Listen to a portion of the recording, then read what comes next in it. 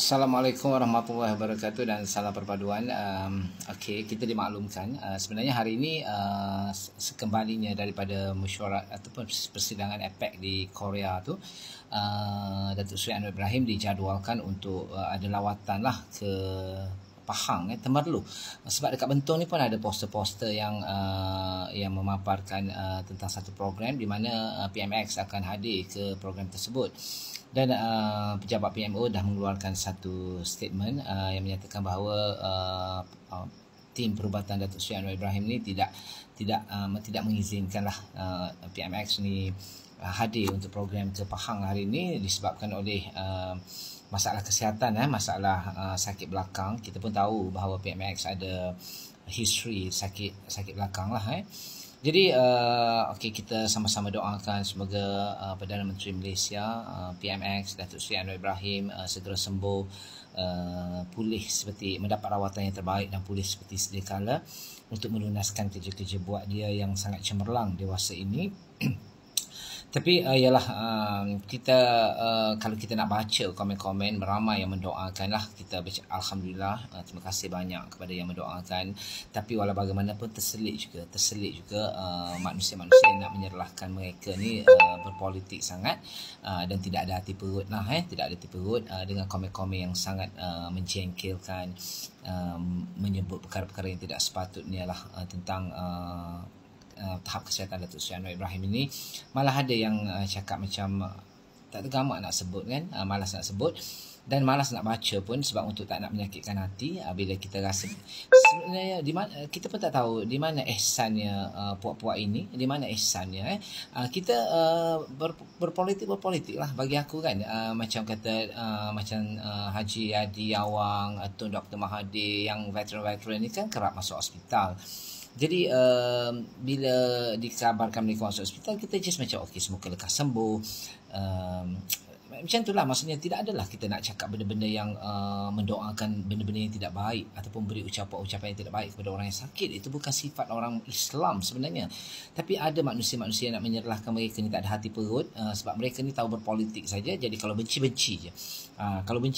Ini perangai puak-puak walak-walak yang nak kata rasanya tak beriman lah kan. Okey, sepatutnya kalau kau benci sekalipun, kalau kau tak nak doakan kebaikan pun kau diam je lah. Tapi kalau kau doakan kebaikan Datuk Seri Anwar Ibrahim sihat, okey juga, sebab nanti kau juga nak hentam dia sebagai seorang Perdana Menteri kan. Takkanlah kau nak hentam orang yang tengah sakit dan sebagainya. Jadi why not kita mendoakan, berpolitik-politik, tak sokong tak ada masalah pun. Tapi kalau dah sampai menulis komen-komen jelik kepada seorang Perdana Menteri Malaysia, even kau tak sokong sekalipun, sejarah tak boleh terpadam. Dia memang kekal sebagai Perdana Menteri Malaysia. Dan dia malahan rekod durasi dia menjadi Perdana Menteri pun dah mengatasi Muhyiddin Yassin, dah mengatasi Ismail Sabri kan, ada nak satu penggal tu pun. Jadi kau tak boleh nak move on. Kalau kau nak berpolitik, kau marah tentang kau tidak sokong sebab kau ada pilihan lain yang kau nak menyokong, itu satu hal lah. Tapi di saat seorang individu ditimpa musibah ataupun ialah tahap kesihatan yang tidak mengizinkan ketika ini, kalau kau tak boleh nak mendoakan, why not kau diam, kau tak boleh cakap apa.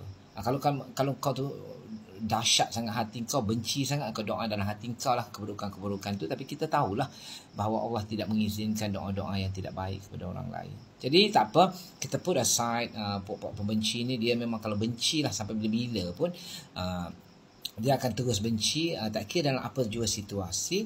Tapi bagi kita yang rasional, kita berpolitik tapi dari aspek mendoakan kebaikan, mendoakan kesihatan seseorang. Even macam aku pun tak sokong pun PAS, tak sokong pun Perikatan Nasional ke apa. Tapi even Tun sendiri pun dulu memang sokong lah, tapi sekarang kan dia tak memihak ke sebelah sini. Jadi tapi sekiranya ada perkhabaran yang menyatakan mereka masuk hospital ke, macam Tun kan kerap juga masuk hospital, Haji Adi pun kerap masuk hospital. Jadi kita doakan semoga mereka akan sembuh. Seburuk-buruk mana ke yang kita tak suka pun, ada je kebaikan yang mereka buat, siapa pun kan. Manusia ni macam tu kan. Jadi biar berhati perut sikit. Tengok dalam diri, kita ni orang Melayu penuh dengan tata susila yang baik.